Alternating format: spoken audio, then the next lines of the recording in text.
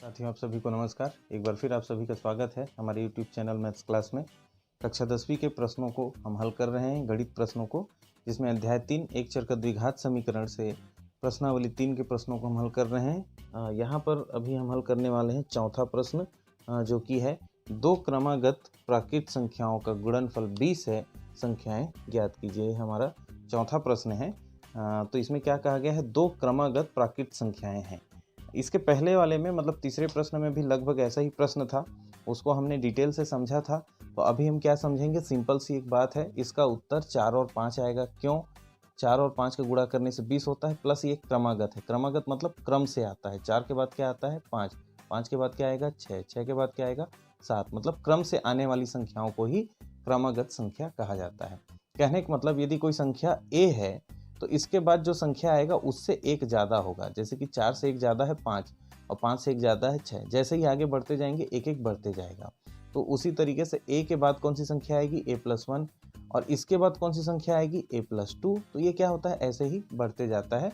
तो इन संख्याओं को क्रमागत प्राकृत संख्या कहेंगे। अब जब हमको यहाँ पर उत्तर पता चल गया है कि 4 का गुणा 5 से करेंगे तो 20 आ जाएगा, और 4 और 5 क्रमागत भी है, तो ये तो उत्तर हमको पता चल गया। लेकिन हमको क्या है, वर्ग समीकरण या द्विघात समीकरण के माध्यम से इसको निकालना है। तो हम मान लेते हैं, माना कि क्रमागत संख्याएं क्या क्या हो सकती हैं। ले सकते हैं हम x और x+1 है। क्रमागत है तो एक ज़्यादा होगा ये, ठीक है। कोई जरूरी नहीं कि ज़्यादा वाला बनाओ, कम वाला भी बना सकते हो। लेकिन यहाँ माना कि क्रमागत संख्याएं x और x+1 है, हमने माना है। आप चाहें तो x की जगह पर कोई दूसरा अक्षर भी उपयोग कर सकते हैं, जैसा कि हम पिछले प्रश्न में a का उपयोग करके बनाए थे। उससे कोई फर्क नहीं पड़ता है आप कौन से संख्या को, कौन से अक्षर को मानते हैं। चलिए अब आगे देखते हैं प्रश्न से क्या मिलता है हमको, कि प्रश्न में कहा गया है दोनों प्राकृत संख्याओं का गुणनफल 20 है। मतलब x में हमने क्या गुणा किया, x+1 का गुणा किया तो हमको 20 मिलता है। चलिए अब यहाँ पर x का गुणा x से करेंगे तो x और x का गुणा करने से x का घात 2 होगा। बहुत सारे साथी क्या करते हैं, x में x का गुणा करते हैं तो 2x लिखते हैं, जबकि x में x को जोड़ते हैं तो x का घात 2 कर देते हैं। ये गलत है। x में x का गुणा करेंगे तो हमेशा घात बढ़ता है, सामने की संख्या नहीं। और x में x जब जोड़ते हैं तो घात नहीं, सामने की संख्या बढ़ती है। यदि इसके बारे में आपको समझना हो तो आप कमेंट करके हमको बताइएगा कि इसको किस प्रकार से हम समझाएं, किस प्रकार से हल करें, तो वो हम आपको एक नया वीडियो बना के समझा देंगे। अभी प्रश्न पर वापस हम फोकस करते हैं। x का x से गुणा किए x का घात 2 होता है, फिर x का x से गुणा किए तो आ जाता है x, क्योंकि x से किसी भी चीज़ का गुणा कीजिए उसका मान परिवर्तित नहीं होता। अब यहाँ पर प्लस है, ये प्लस हो गया, इक्वल टू 20। ट्रांसफर कर दीजिए 20 को, तो x² + x - 20 इक्वल टू 0 हमको मिल जाता है। अब यहाँ वर्ग समीकरण मिल गया। इस वर्ग समीकरण को हम देखेंगे और पूर्ण वर्ग विधि या फिर गुणनखंडन विधि में से बनाने की कोशिश करेंगे। तो ये गुणनखंडन विधि से बन जाएगा। कैसे बन जाएगा, देखिए यहाँ पर कोई संख्या नहीं है, मतलब 1 है। 1 का हमने किससे गुणा किया? 20 से, तो हमारे पास आंसर आ जाता है 20। अब 20 कैसे प्राप्त होगा? 20 का गुणा 1 से करने से 20 मिलेगा, 10 का 2 से करने से 20 मिलेगा, फिर 5 का 4 से करने से 20 मिलेगा। इसके अलावा और कोई नहीं है ऑप्शंस। ये 3 ऑप्शन से हमको 20 मिलेगा। अब हम देखते हैं कि इनका गुणा करने से 20 तो आ गया इस 3 तरीके से, लेकिन बीच में कोई संख्या नहीं है। मतलब यहाँ संख्या कितना है? 1। तो हमको ये जो दो संख्याएं मिली हैं, इनको इस प्रकार से चुनना है कि उनका जोड़ने या घटाने से 1 आना चाहिए। तो 20 और 1 चुनते हैं तो 19 या 21 आता है, 1 नहीं आता।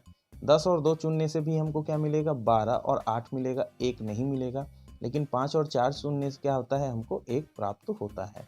तो इसलिए हम क्या करेंगे, बीच वाली संख्या को 5x ऋण 4x में तोड़ेंगे। क्यों?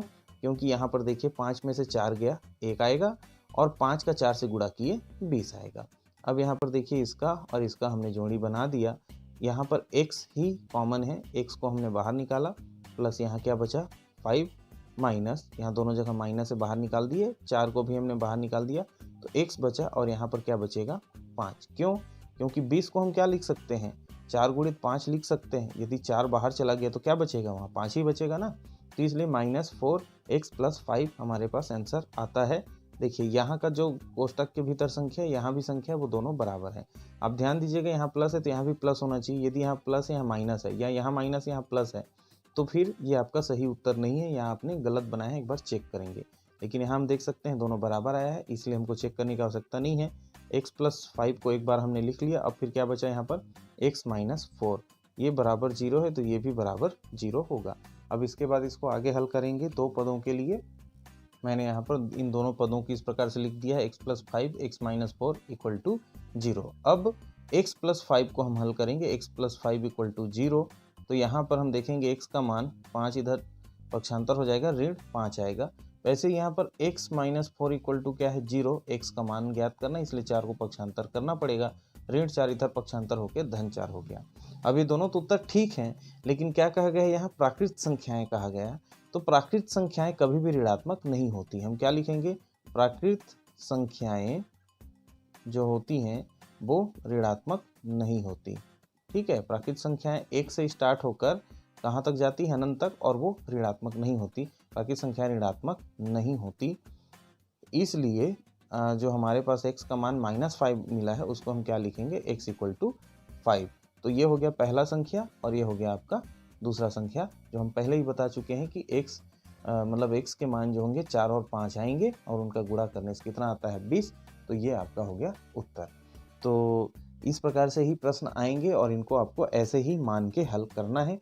ज़्यादा कोई डिफ़िकल्ट नहीं है, केवल हमको थोड़ा सा अपना पेशेंस का और अपने प्रैक्टिस का उपयोग करना है। प्रैक्टिस करने के लिए लगातार चैनल के साथ बने रहिए। कोई सुझाव है, कोई प्रश्न है, कोई समस्या है, कमेंट करके ज़रूर बताइए। तब तक साथियों, अपना ख्याल रखिए, स्वस्थ रहिए, मस्त रहिए और गणित बनाते रहिए। धन्यवाद।